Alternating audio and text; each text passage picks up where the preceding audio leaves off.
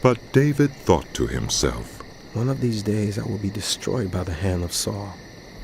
The best thing I can do is to escape to the land of the Philistines.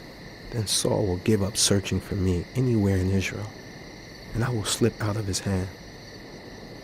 So David and the 600 men with him left and went over to Achish, son of Maoch, king of Gath.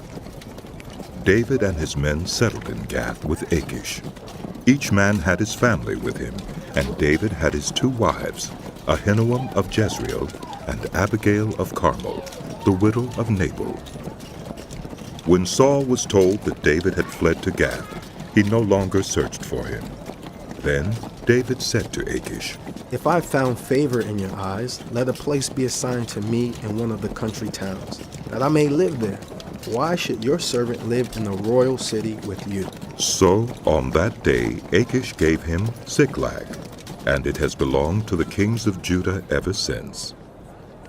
David lived in Philistine territory 1 year and 4 months. Now David and his men went up and raided the Geshurites, the Girzites, and the Amalekites. From ancient times, these peoples had lived in the land extending to Shur and Egypt. Whenever David attacked an area, he did not leave a man or woman alive, but took sheep and cattle, donkeys and camels and clothes. Then he returned to Achish. When Achish asked, "Where did you go raiding today?"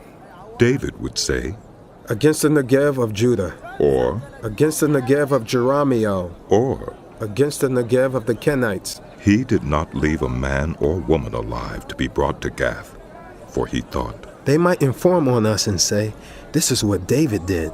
And such was his practice as long as he lived in Philistine territory.